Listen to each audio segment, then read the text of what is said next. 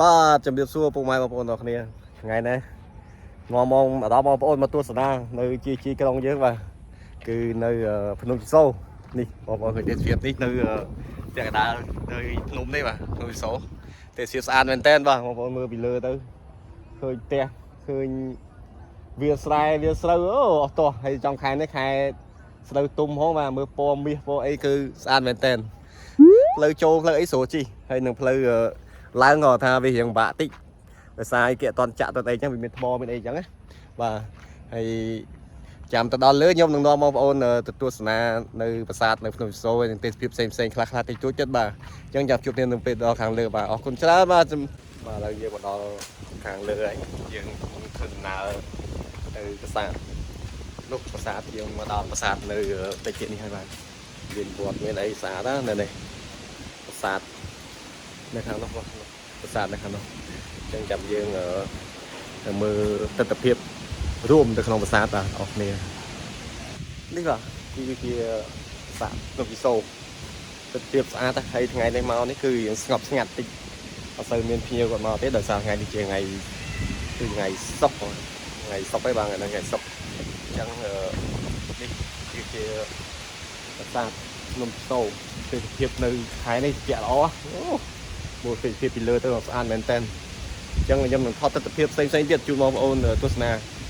បងប្អូនឃើញថ្មបាយក្រៀមអានដូចតាគោវត្តយើងអញ្ចឹងហើយតានេះក៏ប្រវត្តិក៏វារៀងយូរដែរហើយតែខ្ញុំវាអត់សូវបានដឹងដែរអញ្ចឹងបាទអញ្ចឹងចាំមើលទៅក្នុងយើងចាំដើរទៅក្នុងទៀតអញ្ចឹងឥឡូវយើងមើលខាងក្រៅបាទហើយនេះជាទស្សនវិជ្ជានៅខាងលើនៅខាងមុខប្រាសាទភ្នំជីសូរហើយមើលបងប្អូនឃើញទេសភាពទេបាទមើលឃើញអើយតជើងមេឃបាទហើយខែនេះខៀវនឹងល្អណាស់តាមណោតមានស្ពាល់ស្លាយមានអីគឺច្រើនមែនតើហើយមានខាងនោះមានភ្នំមួយទៀតដែរបាទតែខ្ញុំអត់ស្គាល់ភ្នំអីទេខ្ញុំអត់ដឹងដែរហើយនេះជឿភ្នំច្រើនមែនតើហើយនោះមានដូចជាប្រាសាទមួយដែរបាទនៅខាងក្នុងបាទចូលមើលតិចបាទប្រាសាទបាទមានប្រាសាទមួយដែរតែនេះដូចជាខ្លោងទ្វារអញ្ចឹងបាទខ្លោងទ្វារឡើងមកប្រាសាទភ្នំជីសូរអញ្ចឹងបាទកន្លែងនេះដូចជាខ្លោងទ្វារទៅហើយប្រហែលជាខ្លោងទ្វារឡើងមកក្រួយមានផ្លូវឡើងមកដល់ប្រាសាទភ្នំជីសូរអញ្ចឹងបាទតាមនេះមើលទៅខាងមុខនោះគឺមានប្រាសាទមួយដែរហៅប្រាសាទសែននិគលបាទហើយនេះគឺប្រាសាទសែនគូវាំងបាទខ្ញុំអានដឹងត្រូវខុសទេសូមប្រកាន់អីបាទព្រោះអីសត់សូវដឹងច្បាស់ដែរហ្នឹងហើយហើយតើសួរបងប្អូនគាត់នៅហ្នឹងបាទខ្ញុំមើលតាមវីដេអូរបស់យើងបោះច្រើនដែរអញ្ចឹងបាទអញ្ចឹងយើងនាំគ្នាទៅមើលទស្សនវិជ្ជានៅខាងក្នុងបាទតគ្នាបាទនេះបាទផ្លូវយើងដើរមើលស្អាតមែនតើអូដាច់តាមបត់ថ្មអញ្ចឹងគាត់ថាស្រុកខ្មែរយើងគឺសម្បូរទៅដោយប្រាសាទច្រើនណាស់បាទមិនតិចទេប្រាសាទនៅខ្មែរយើងច្រើនណាស់ស្អាតមែនតើបងប្អូនឃើញតាមនេះថ្មបាយក្រៀមហើយនឹងការតុបតែងនឹងរចនាបថតាំងពីសម័យដើមមកបាទប្រាសាទភ្នំជីសូរបងប្អូនអាចមកលេងបានព្រោះនៅចិត្តដែរហើយយើងអាចបើកឡានឡើងមកក៏បានតោឡើងមកក៏បានតែផ្លូវអាចឡើងបានបាទអញ្ចឹងយើងតាមទៅមើលទឹកភាពខាងក្នុងបន្តទៀតបាទហើយនេះគឺជាផ្លូវដែលខ្ញុំបង្ហាញពីប្រាសាទទៅខាងក្រោមមិញហ្នឹងគឺឡើងមកប្រាសាទភ្នំជីសូរបាទនេះបាទនេះផ្លូវចាស់គេបាទនោះបាទផ្លូវចាស់ឃើញអ៊ំប្រុសគាត់រៀបចំឡើងដែរបាទមិនទៅចំពោះឲ្យប្រហែលនេះបាទចោតអីប្រហែលនេះបើមកឡើងយើងអាចឡើងបានបាទបងប្អូនឃើញទេសភាពទេបាទអូកប់សេរីបាទនៅភ្នំជីសូរស្អាតមែនតើបាទប្រាសាទភ្នំជីសូរមើលទេសភាពឃើញស្អាតណាបាទហ្នឹងនេះបាទចុះបានតែបដិចាត់គ្រោះថ្នាក់អញ្ចឹងយើងអាចដើរចុះបានអីបានតែគាត់ថាយើងប្រយ័ត្នតិចណាព្រោះវាជាថ្មមួយដែលថាចាស់ដែរហើយបាទហ្នឹងហើយវាយូរដែរហើយបាទមើលនោះបាទផ្លូវបាទហ្នឹងហើយផ្លូវគេបាទអញ្ចឹងតោះយើងទៅមើលនៅទឹកខាងក្នុងទៀតបាទឥឡូវយើងដល់ចូលទៅក្នុងហ្មងទៅហ្នឹងហើយបាទមើលទស្សនវិជ្ជាបាទទៅខាងក្នុងគឺស្អាតមែនតើបាទប្រាសាទភ្នំជីសូរនេះបងប្អូនអាចមកលេងទស្សនាបានបាទតែខ្ញុំទៅអង្គរវត្តអីបាទមកមើលថ្មបាយក្រៀមនៅក្នុងប្រាសាទភ្នំជីសូរបាទខ្ញុំអត់អាចហ៊ាននិយាយស្គាល់ប្រវត្តិច្រើនទេខ្ញុំអត់សូវស្គាល់ទេបាទព្រោះខ្ញុំមកទស្សនាតែឃើញទស្សនវិជ្ជានៅប្រាសាទភ្នំជីសូរស្អាតមែនតើនេះបាទខាងក្នុងនេះបាទគេធ្វើ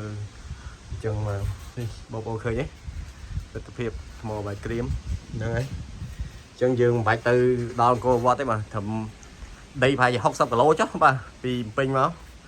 nâng ơi dương mưa tất tập hiệp hay ngày nó hiện ngập ngặt xây mình lấy chờ thế mà đi sau đang bị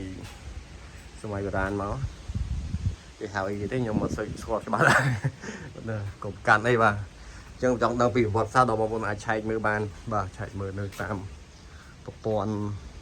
social media xem nó vọt sao xem bà ồ ắt nít hay cái thứ mấy rồi chắc mà nhưng mà đang đá này bà chẳng đến tầm mưa từ khả năng to tiết bà nung nơi khả năng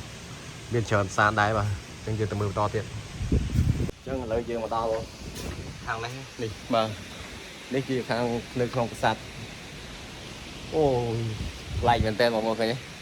á ta này ôi miền Nam ca nào vậy trong cuộc sạch tôi bị số cứ bất kỳ cha men và chỉ snap đây bóp tẹp vào mai lại bàn co sang láng là ô lôi bên tên và rồi to vào chầm lạ á ta chầm lạ như mô ấy đôi khi hay tờ mô xây cái tiền dùng lịch bát đấy này cho một này cho mưa ban tam ở bọt sạch hoặc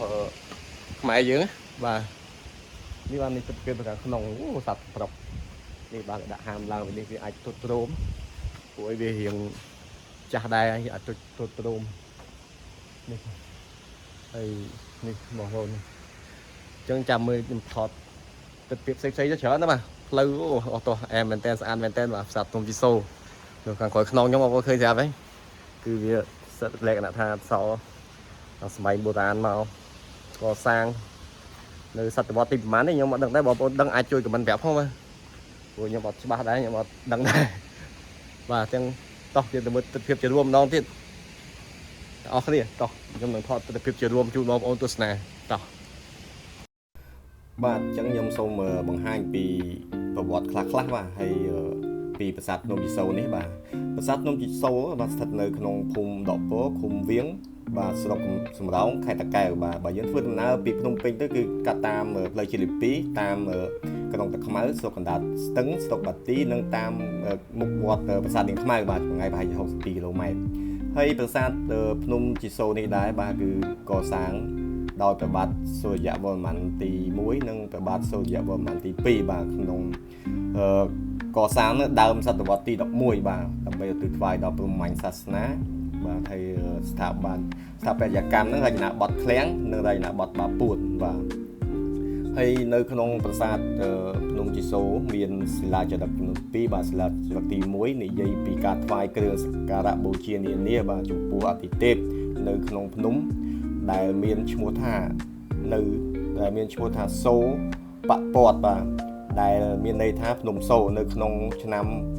1019នៃគ្រិស្តសករាជចំណែកឯសិលាចារឹកមួយទៀតគឺជាសិលាចារឹកទី2បាទបានអធិប្បាយពីរាជវង្សរបស់ព្រះបាទសូរ្យវរ្ម័នទី2បាទអញ្ចឹងប្រាសាទភ្នំជីសូរនេះ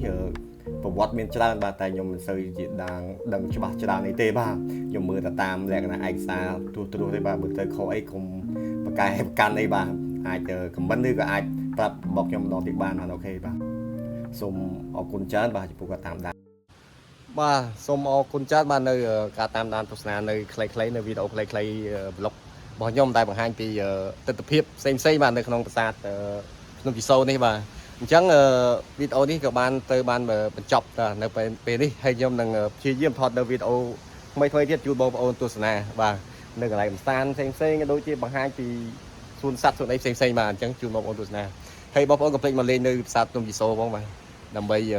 លើកស្ទួយនៅវប្បធម៌ខ្មែរយើងដើម្បីឲ្យបរទេសបាទគេបានស្គាល់នៅប្រាសាទដែលមានរឿងវែងចំណាស់ដែរហើយបាទអញ្ចឹងកុំភ្លេចមកជួយទស្សនាក៏ដូចជាមកលេងកម្សាន្តនៅតំបន់ប្រាសាទភ្នំជីសូរនៅក្នុងខេត្តតាកែវយើងនេះបាទអញ្ចឹងវីដេអូខ្ញុំមានតែប៉ុណ្្នេះទេអរគុណច្រើនជម្រាបលាជួបគ្នានៅឱកាសក្រោយទៀតបាយបាយ